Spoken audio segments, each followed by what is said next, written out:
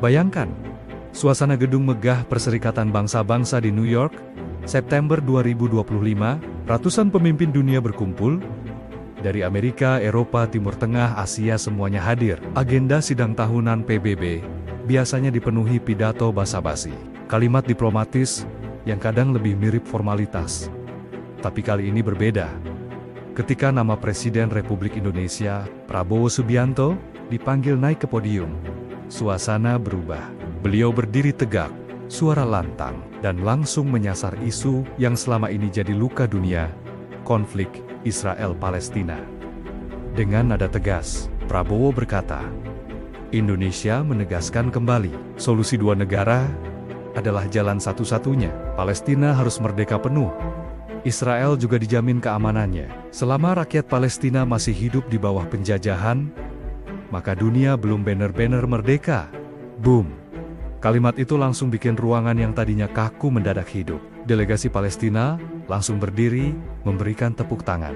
Perwakilan negara-negara Arab Mesir, Qatar, Uni Emirat Arab, hingga Arab Saudi menyambut dengan anggukan penuh penghormatan. Bahkan, delegasi Yordania yang selama ini aktif jadi mediator, langsung mengacungkan jempol ke arah Indonesia dari Afrika. Beberapa negara yang dulu pernah merasakan pahitnya kolonialisme, ikut berdiri. Delegasi Kuba dan Venezuela, yang terkenal vokal melawan dominasi Barat, langsung menyatakan solidaritas di ruang sidang. Media internasional tidak tinggal diam. BBC menulis, headline, Indonesia Revives Global Moral Leadership. Al Jazeera bahkan menuliskan, Prabowo speech rekindles hope for Palestine. Saudara, dunia menoleh lagi ke Indonesia. Tapi apa kata Israel? Responsnya jelas dingin. Jubir Kementerian Luar Negeri Israel mengatakan, Indonesia terlalu naif. Bicara damai itu mudah. Tapi realitas di lapangan berbeda. Pidato seperti itu hanya retorika tanpa memahami fakta. Bahkan beberapa media Israel menuding Indonesia hanya ingin cari spotlight, memanfaatkan isu Palestina untuk menaikkan posisi globalnya. Namun, semakin keras Israel menyerang, justru semakin terlihat bahwa pidato Indonesia benar-benar mengguncang mereka.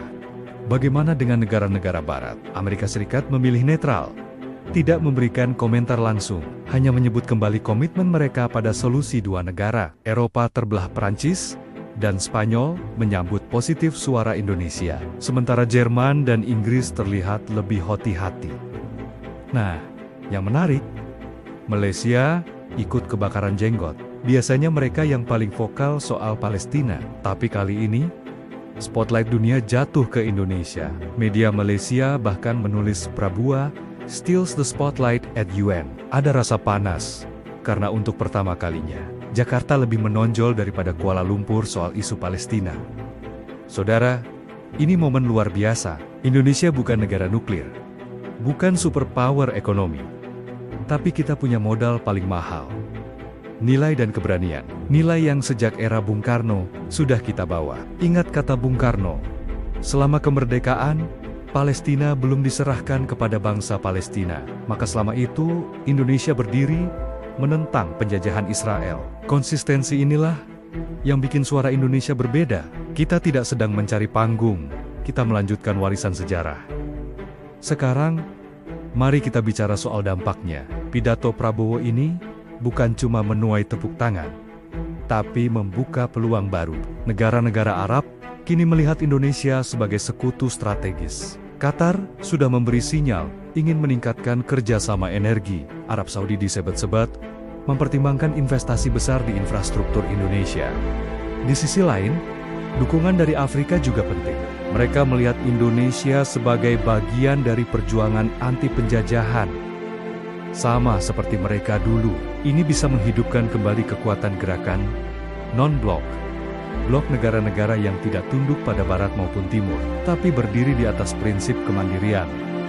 Namun, mari kita jujur juga, tantangan besar menanti. Israel jelas tidak akan tinggal diam.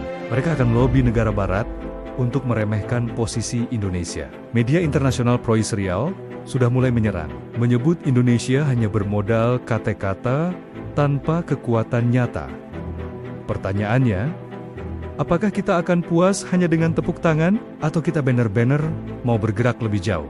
Apakah Indonesia siap jadi mediator perdamaian yang aktif? Apakah kita berani dorong resolusi baru di PBB untuk menguatkan posisi Palestina?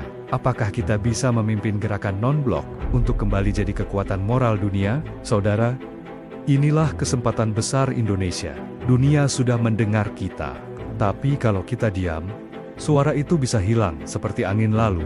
Kalau kita bergerak, Indonesia bisa dicatat dalam sejarah dunia sebagai bangsa yang berani menantang ketidakadilan global.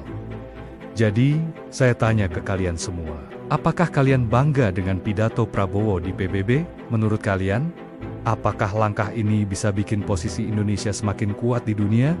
Atau justru memicu tantangan baru dari Israel dan sekutunya? Kalau kalian yang jadi diplomat, strategi apa yang akan kalian pilih untuk mengawal dukungan Indonesia terhadap Palestina? Tulis jawaban kalian di kolom komentar saudara. Jangan lupa tekan like, bagikan video ini biar makin banyak orang yang sadar, dan klik subscribe untuk terus dukung Politika. Nusantara membongkar isu-isu besar dengan suara lantang. Indonesia sudah bicara, dunia sudah mendengar. Sekarang giliran kita kawal agar suara itu tidak hilang sia-sia, tapi berubah jadi langkah nyata.